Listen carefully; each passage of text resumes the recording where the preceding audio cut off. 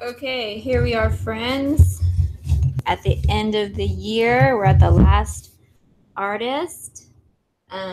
We only have a few weeks to do it, so try to keep it relatively simple. Our artist is Alexander Calder, the inventor of the mobile. Those things that hang over the baby's crib were inspired by his modern art. So let's talk a little bit about him. Let me find the PowerPoint right here. Here he is. Alexander Calder, American sculptor. Here he is standing with one of his mobiles. Mobile? Mobile. We'll talk a little bit more about those later on. But so he had artist parents. His father was a sculptor, his mother was a painter. So they always had a workshop for him and encouraged him to be, well, they encouraged his artistic talents, but they didn't want him to be an artist because artists live a poor life, is what they're afraid of. Let's look at some of his first sculptures. Where is the next slide? There we go. So he made these when he was 11 years old. And the cool thing about them is, well, he made them from brass sheets and bent them into these shapes. It's pretty impressive, but they're kinetic. And that if you tap like the tail of the duck, it will start rocking back and forth and keep doing that. So that was pretty cool. He was making his own toys. He went on to become an engineer, and eventually decided to go back to New York to be an artist. And this next thing, I mean, he's just interesting. Can you see this? Okay, so the Cirque, you say Cirque de Calder. This is, it looks small, but so he made all of these toys that were like animatronic or mechanical. He made them to move without batteries or anything, just through the way he designed them. They would bounce around and move around. And there is a video of him putting this on. So he would carry all of these circus characters. I guess he got a job when he first started to be an artist, drawing for Ringling Brothers, Barnum and Bailey, just sketching circus scenes. And this inspired him. So he started to make all these toys that could actually perform. And he would take them in his suitcases. It got to be 5 suitcases he would take around, and he would put on his circus show. And they have videos of him on YouTube actually putting on this show. And I will send a link to one of those clips. I think it would be fun for the kids to watch him putting it on. You're talking about in the 20s. This was like super entertaining nowadays when kids are used to video games. I hope they'll still be impressed. I mean, because to make these things by hand is just incredible. Okay. It says the performance sometimes would last about 2 hours, but people loved it. So we could watch like 5 minutes of that with the kids, and I think they would like that. And what we're going to do for the art project is we're going to make an acrobat. And he liked to work with wires. He would apparently just like, he was in New York, he moved to Paris because that's like the center of art at the time. And he would just walk down the street and he would have wires and like make little portraits of people out of his wires. Pretty cool. Now, I should have looked up what Calvin Coolidge looked like. I don't quite remember it because that picture almost looked like a chicken to me. But the one of Jimmy Durante is pretty impressive. So he was working with an unusual medium here. And we also see some more right here. Wire sculptures, the circus scene, goldfish bowl. So experimental. Now, if you remember, those of you who've been with us for a while, we did Mondrian maybe 2 years ago. He became friends with Mondrian, who does those paintings of like rectangles and squares that are in primary colors. It would probably look familiar to you if you saw it. So he was totally impressed with Mondrian and just decided to, he was going to be an abstract artist like him. So this is where he was kind of being representational with these wires, making things look like they were. So he moved beyond that, and we can see some of his sculptures. I really like the big bird. It kind of looks like a cool chair. This looks like you can see the bird, the spider is cool. I like both of those. Very interesting. So we talked a little about abstract art with Alma Thomas. So what really changed for him was in the 30s, he started to do his kinetic sculptures, the mobiles, where at first they were machine based, where they actually had like gears and things that would make them turn. And then he decided to randomize it more and make it so that all the aspects were perfectly balanced. And then when the wind or the vibrations would move it, then it would create like this randomized, kind of like an animated, he thought of it as like an animated drawing. So this was totally new for art, to create like these moving sculptures. And like I said at the beginning, that was apparently the inspiration for those mobiles that we hang above babies' cribs. That was him. He is the one who thought that up, to balance these elements and make it so that they'll move on their own when pushed or by the wind or whatever. So cool. The bird, the spider. What's next? So he made these mobiles, and there's another example of when you can show them. And then what became, there's a typo on this.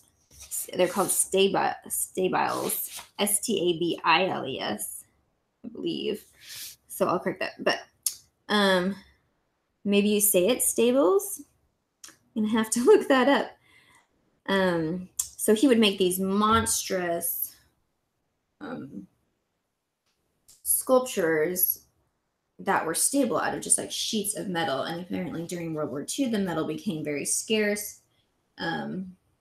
So he did some in wood at that point. So he was famous for like these very kinetic works, the mobiles, and then the stables that obviously were just these hunks of metal that were going nowhere. So he eventually was commissioned to make a bunch of these humongous sculptures, and all over the world. And I think when you think of abstract art and you think of like an abstract art, like installation piece, probably his type of work that he pioneered is what comes to mind. Sorry, this is moving so slow. On to the next one. So here he is. So he made like a giant kinetic sculpture. And he would make like a small one, like that you could put on your desk. And then he would scale it up for these grand ones that would go outside. And it sounds like he would be commissioned to do these things. He'd plan it out and create like the small one, which was a work of art on its own, and then have people help to make the bigger one, because that's a lot of work with the amount of metal work and everything that would go into that. I have his quote here. It says, Calder would create a model of his work, and then the engineering department was scaled up to size under his directions, and technicians would complete the actual metal work, all under his supervision. So he became world renowned. I think very distinctive look to his art. When you look at that, you're probably like, okay, yeah, I've seen that. This is like the epitome of modern art, abstract art. And his sculptures like this, if it will go to the next slide, are seen. Oh, so here's the small one you can see, and the large one. And then pictures like this, or this red one is kind of what I'm like, I've seen so many things like that before. Like he was the pioneer of that type of modern sculpture. And you can see this huge mobile sculpture in the National Gallery up there. So it's kind of an interesting take on a new, I don't know, the type of art that kids maybe are not exposed to a lot. And I think that they'll have fun working with kind of a different medium. So let's look at that. We're going to make something 3D, a toy they can take home. Let's minimize this. Am I back? Okay. Okay. Here's our, can you see me? I'm a man on a flying trapeze. Woo! Okay. So, and I have 2 books. This is about, it's like a picture book about his circus. And this one is like a pop-up book. I think I'm going to put them on the art cart just because I think when you go into the classroom, sometimes it's helpful to have something like this, especially with the younger kids. And if you want it when you're in the art room, you could go to the art cart and get it as long as someone isn't using the art cart. But we haven't had a lot of overlap there, so you're probably fine. And also, I think it's nice in the classroom. They have a little more freedom to just set it out. They can look at this. I don't know, what can you see? Here's like a little circus thing. Here's one of his big sculptures. Yeah, so it's sometimes fun for them to flip through. Here's a bird he made out of found objects. He's a very creative guy. There are a lot of fun projects we could have done, but it's hard to scale it for the whole school. So I think we found something that will actually work, and for different age groups. My 4-year-old daughter was able to do this at an elementary level, so I think it'll work for kindergarten. Okay, so we're going to have these twisty wires. They're actually called twisties wires. I have a couple of big bags like this of these wires. So every kid gets one. I have enough for every kid. You get one of the huge long ones. And I have a whole, you know what? I didn't make this project up. I got it off my friend Pinterest. And I will send you the link to the instructions for the project. Basically, you're going to, can you see this? You're going to make a head. You're going to twist it so that the head stays in place. Let's go back. First, you take the whole huge wire and fold it in half so that we're even here. Gotcha. Then you're going to make a head, however big you want your flying trapeze artist head to be. And so I think it'll be fun. You could make the presentation brief. I think it's interesting to look at his stuff, but I mean, his life, I mean, the interesting part of his life is really the art, and you can look at that. And I think it'll be fun for them to watch the video that I'll link you to of him performing the circus. So we have our head. You form the head, you twist it a little bit to keep the head in place. Then you're going to form some arms like this. And you're going to twist them to stay in place. So you're just going to kind of walk the kids through this part of how to just make the basic figure. I'm going to twist this side. Look, he's got little hands. Ooh. And then twist right here. Now you see the body starting to form. Woohoo! Okay. So show them that video. I think they'll be excited to make their own little trapeze artist, and they can kind of they can customize it. And it's something they can just take home. You don't have to mount, because it's kind of pointless at the end of the year. Some of you guys will be doing this probably close to the very end of the year. Pointless to mount it. There's not much time to display it, and it's fun for them to just be able to take it home. So I'm twisting his body. Then we're going to make little legs for him. Here's his feet. Here's another foot. That works. Okay, here's our dude. And then what you're going to do, So we have these wires. You can walk them through, kind of do this all together, making the body. And then they can be directed to kind of go more on their own. We're going to have a bunch of rolls of masking tape. They're going to take the masking tape and they're going to tape up his body, if you can see. Okay, let's go like this. See how this is taped and then kind of decorated? Oh, so splendidly. So I won't do the whole thing in front of you, but basically put some tape. They're just going to get a few pieces of tape. I maybe just put like 2 rolls of tape per desk, and they turns ripping off pieces. And see, I'm wrapping it up. It doesn't have to be any sort of precision thing, but they're just going to wrap the body so that there is a canvas on which they can draw the face and make some clothes. They can make really skinny clothes. They can make a dress, poofy. They can make him shoes. They can do all kinds of things. So they can make his clothes with the tape. There'll be a few examples in there. And then I just had crayons actually at my house because I forgot to get the Sharpies out of the art room. But I think we'll just use the Sharpies, the colorful Sharpies that we have on hand. I think those will work best to color the clothes. They can do crazy hair, make them look fun. So once they've done that, you can decide how you want to do it. If you want to put all the supplies in the middle of the table and give them all the instructions at first, or kind of go step by step, depends on your audience.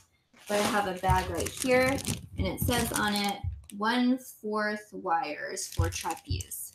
So everyone's going to get a long wire for their guy. They're going to form it, use the tape to make his body, just kind of tape all around. And then everyone's going to get 2 of these 1/4 size wires. So I basically cut a bunch of the long ones into 4 pieces. So we have these ones. And they're going to tie it. Everyone's going to get a black straw. And they're just going to tie it on there. They can affix a little bit of tape to make it stick better. So everyone's going to get 2 of these. They don't have to be the same color, because we're kind of wild and crazy with our modern art here. And affix it to the straw. And then everyone's going to get an ice cream. Anyone ever eaten ice cream with one of these wooden things? It's kind of a disappointing experience. But it makes a good trapeze. So then you're going to twist it onto the trapeze. Like this. They can decorate their trapeze, color it all fun.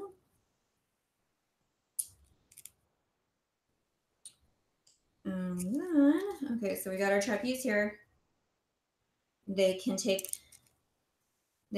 the guy on the trapeze however they want. He can do all kinds of crazy stuff. Look at there.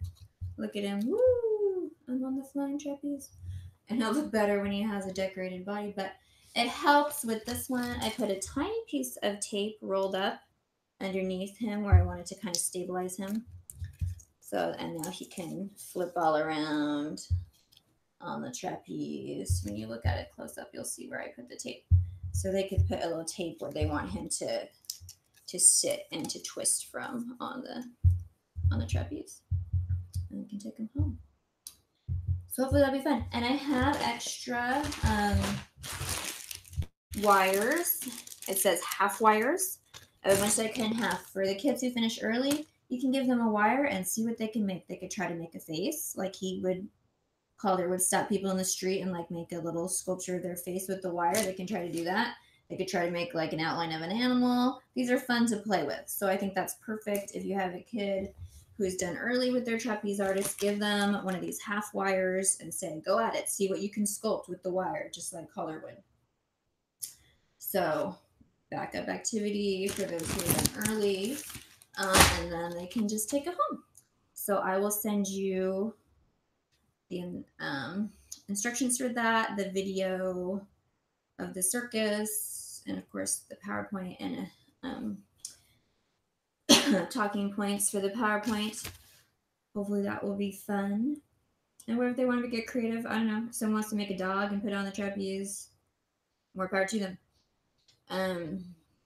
Yeah, that is it. And hopefully you will have time to do that last one because I think it will be fun. But no matter what you've done this year, I appreciate it. Thank you so much. Sorry. And I hope to see you again next year because I need volunteers who will come back and know what to do and aren't scared to do it. Anyways, thank you for what you've done, and just let me know if you have any questions.